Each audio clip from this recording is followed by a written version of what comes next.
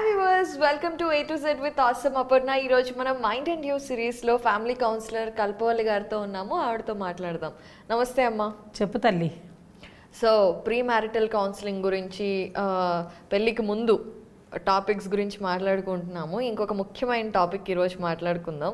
అదేంటంటే, ఇది వినటానికి చాలా సరదాగా ఉన్నా కూడా పెళ్ళైన తర్వాత పెద్ద పెద్ద సమస్యలకు కారణం అవుతూ ఉంటుంది. మామూలుగా అబ్బాయిలు అమ్మాయిలకి గిఫ్ట్లు ఇవ్వడం చాలా కామన్. అది కూడా పెళ్ళికి ముందు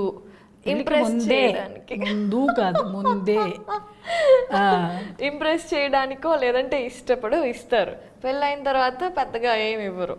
ఇది పెళ్లికి ముందు అబ్బాయి ఏదైతే చూపిస్తున్నాడో అదే పెళ్ళైన తర్వాత జీవితం అని అమ్మాయి కలలు కంటుంది. అదే ధ్యాసలో పెళ్లి చేసుకుంటుంది. తర్వాత ఏమో తారుమారు అవుతుంది. మా ఆయన నన్ను సరిగ్గా చూసుకోవట్లేదు, మా ఆయనకి నా మీద ప్రేమ లేదు, మీరు పెళ్లికి ముందు నన్ను మోసం చేశారు, ఇలా చాలా చాలా తిట్లు, శాపనార్థాలు, కోపాలు, తాపాలు అన్నీ వస్తూ ఉంటాయి కదా.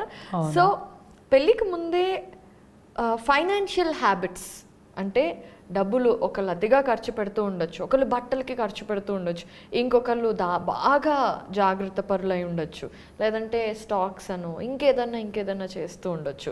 అది వాళ్ళ విషయాలన్నీ అమ్మాయికి తెలియపరచాలి. సో అదే ఫైనాన్షియల్ హ్యాబిట్స్ గురించి తెలుసుకోవడం అనేది ఎంతవరకు అవసరం, అసలు అడిగితే ఏమనుకుంటారు, ఇది కూడా ఇంపార్టెంటే కదా. ఈ పిల్లలేంటి బాగా డబ్బు మీద ఆశపడుతుందో అనుకోవచ్చు. అబ్బాయి అడిగితేనేమో వామ్మో వీడికి ఇప్పటి నుండే నా జీతం మీద కన్ను పడిందా అనుకునే వాళ్ళు కూడా ఉంటారు. అది ఇప్పుడు నువ్వు అడిగిన దానిలో 2 క్వశ్చన్స్ ఉన్నాయి తల్లి.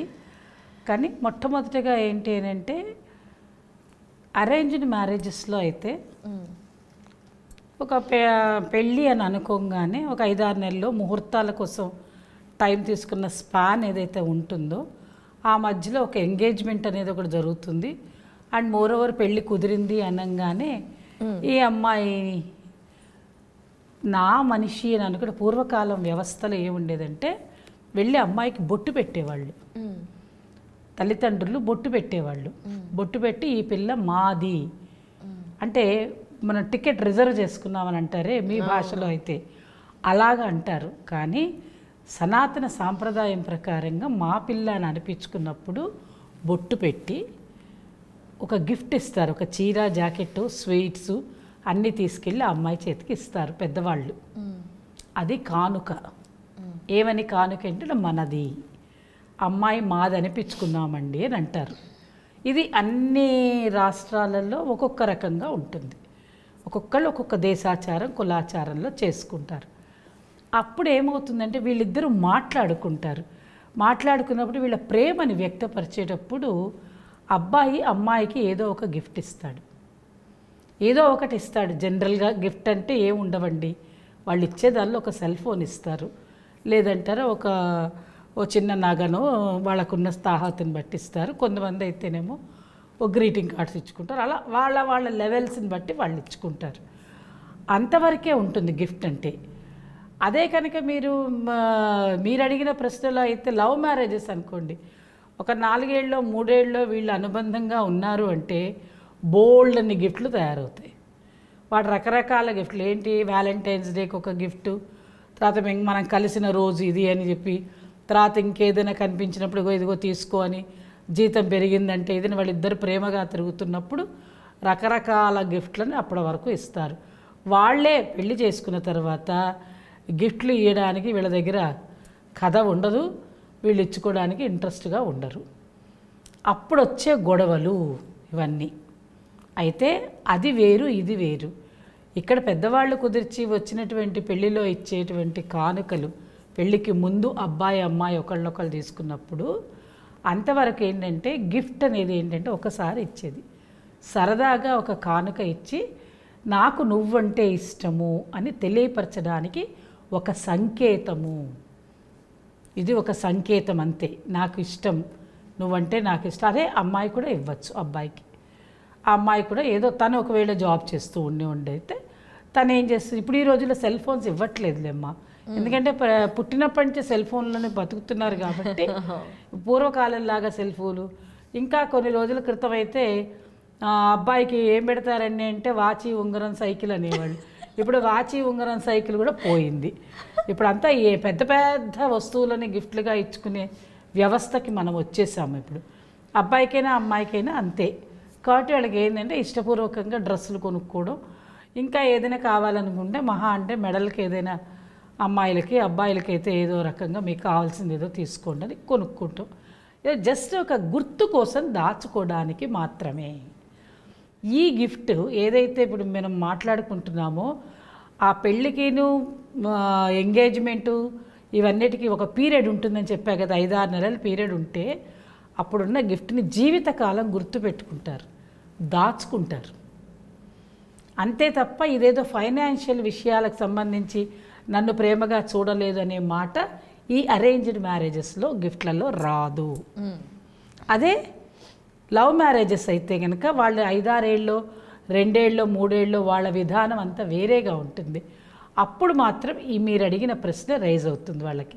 పెళ్ళికి ముందు నన్ను చాలా బాగా చూసుకున్నావు, పెళ్ళి తర్వాత నన్ను ఎప్పుడు కూడా నెగ్లెక్ట్ చేస్తున్నావు, నాకు ఏ గిఫ్ట్లు కొని ఇవ్వటం లేదు, నన్ను అసలు ప్రేమించట్లేదు, ₹1 కూడా ఇవ్వవు, అన్ని రూపాయలు దాచిపెట్టుకుంటామని అక్కడ వాళ్ళిద్దరి మధ్యలో భేదాభిప్రాయాలు ఏర్పడతాయి. చూడండి ఎంత డిఫరెన్స్ ఉందో ఆ మ్యారేజ్కి ఈ మ్యారేజ్కి. ఇక్కడ అవన్నీ రావు. ఎందుకు టైం ఏది, పెళ్ళికి ముందు పెళ్ళి తర్వాత అనడానికి లేదు. జస్ట్ బిఫోర్ ద మ్యారేజ్ వాళ్ళు ఒక గిఫ్ట్ సరదాగా ఇచ్చుకునేది మాత్రమే. కానీ మళ్ళీ మీరు అడిగిన దానిలో రెండవ ప్రశ్న ఏంటి అని అంటే ఫైనాన్షియల్ విషయాలని ఆ అమ్మాయికి తెలియపరచాలి. ఎప్పుడు తెలియపరుస్తారు? ఈ పెళ్లి విషయాలు మాట్లాడుకునేటప్పుడు అన్ని మాటలతోటి ఇది కూడా మాట్లాడుకుంటారు. ఏంటి, మన ఇంట్లో ఇలా ఉంటుంది, నేను ఇలా సంపాదిస్తాను, నాకు ఇంత ఉంటుంది, నీ సంపాదన అయితే ఇలా ఉంటుందని మాట్లాడుకోవచ్చు. గిఫ్ట్లో అనే మాటకు వచ్చేసరికి తనకు చాలామంది సంపాదిస్తారు కానీ ఖర్చు పెట్టరు. ఆడపిల్లలైనా మగపిల్లలైనా కొంతమంది ఇళ్లల్లో బట్టలకి చాలా ఎక్కువగా ఖర్చు పెడతారు, తర్వాత వేసుకునే చెప్పులకు ఎక్కువగా ఖర్చు పెడతారు. కొంతమంది ₹2,000 ₹3,000 చెప్పులు కొనుక్కుందే ఉండలేరు. కొంతమంది ఎందుకు అవసరం డబ్బులు వేస్ట్, ₹200 కూడా చెప్పులు వస్తాయి కదా అనుకునే వాళ్ళు కూడా ఉంటారు. అలాంటి విషయాల్లోనే గొడవలు వస్తాయి. తర్వాత వాచెస్, కొంతమంది రకరకాల వాచ్లు కొనుక్కుంటారు. ఏ వాచ్ అయినా టైం చూపించేది ఒకటే, కానీ అది దాన్ని కూడా చాలా అందంగా పెట్టుకోవాలనుకుంటారు. మగపిల్లలకి ఉంటుంది, ఆడపిల్లల్లో కూడా ఉంది ఆ కోరికలు. మగపిల్లలు చాలా మారుస్తారు, సెల్ ఫోన్స్ మారుస్తారు, వచ్చేదాన్ని బట్టి అప్గ్రేడ్ అవుతున్న కొద్దీ సెల్ ఫోన్స్ కూడా మారుస్తూ ఉంటారు. ఇంకా బాగా ఉన్నతమైన వాళ్ళ ఇళ్లల్లో ఉంటే కార్లు కూడా మారుస్తూ ఉంటారు. 2 ఏళ్లకు, కొంతమంది సంవత్సరానికి కూడా కార్లు మార్చేవాళ్ళు ఉన్నారు. అంటే అర్థం ఏంటి, మీ ఫైనాన్షియల్ పొజిషన్స్ని బట్టి మీరు చేస్తారు.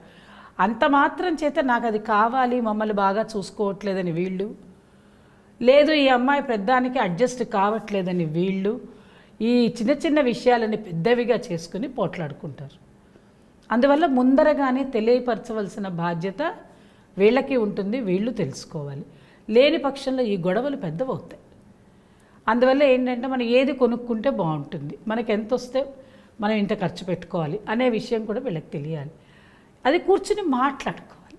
ఒకళ్ళనొకళ్ళు మాట్లాడుకున్నప్పుడు నీకు ఎంత జీతం వస్తుందో ఆ జీతం గురించి కనుక, చాలామంది తనకొచ్చే జీతాన్ని వైఫ్కి చెప్పరు. అవును, వైఫ్కి వచ్చే జీతం హస్బెండ్కి చెప్పదు. కొత్త కొత్త మాటలు ఏమిటి అని అంటే, నీ సంగతి నాకు అవసరం లేదు, నా సంగతి నీకు అవసరం లేదని పైకి మాట్లాడుకుంటారు. అవును. ఆ తర్వాత వాళ్ళిద్దరి మధ్యలో పోట్లాటలు వస్తాయి. అసలు ఇది నేను చూశాను కూడా. అంటే నా ఫ్రెండ్స్ ఫ్యామిలీలో పెళ్ళి చేసుకునేదే అన్ని షేర్ చేసుకోవటానికి కదా, ఒకళ్ళ జీతం ఒకళ్ళ. అందుకే చెప్తున్నా, ఇందాక మీరు అన్న మాటలో వచ్చిన ఈ ఫైనాన్షియల్ అనే మాటకి నేను చెప్తున్నది ఇది. ఇంకా దీనిలో కంటిన్యూషన్ ఇంకొక ప్రశ్నగా చెప్పుకోవచ్చు మనం దీన్ని. ఎందుకంటే ఇది చాలా పెద్ద టాపిక్ ఇది. అందువల్ల ఫైనాన్షియల్ విషయాలని షేర్ చేసుకోవాలి. మన దగ్గర ఏముంది, మనం ఎంత ఖర్చు పెడతాం, మనకి ఎలా ఉండాలి, మనం ఎలా అడ్జస్ట్ చేసుకోవాలి ఒకళ్ళనొకళ్ళు అనే విషయాలు చెప్పుకున్నట్టయితే ఏ గొడవలు రావు. నన్నేదో తక్కువ చూశారు, నన్నేదో ఎక్కువ చూశారు అనే మాటలు కూడా వీళ్ళిద్దరి మధ్యలో రావు, ఎటువంటి పొరపచ్చాలు రావు. మళ్ళీ నెక్స్ట్ ఎపిసోడ్లో ఏం చెప్తానంటే, అసలు వీళ్ళిద్దరి మధ్యలో భేదాభిప్రాయం ఎందుకు వస్తాయి, వీటిని ఎలాగా ఫైనాన్షియల్లీ ప్లానింగ్ ఎలా చేసుకోవాలి. తప్పకుండా. అసలు మనం పెళ్లి తర్వాత వచ్చే భేదాభిప్రాయాల గురించే బోల్డన్ని టాపిక్స్ చేయాలి. ఈ ఫైనాన్షియల్స్కి సంబంధించి అయితే పెళ్ళికి ముందు ఇవి ఖచ్చితంగా డిస్కస్ చేసుకోవాలి. డిస్కస్ చేస్తున్నప్పుడు ఎదుటి మనిషిని జడ్జ్ చేయడం కాకుండా ఓపెన్గా రిసీవ్ చేసుకోవడం అనేది చాలా ఇంపార్టెంట్ అనే విషయాన్ని చెప్పారు. Thank you so much.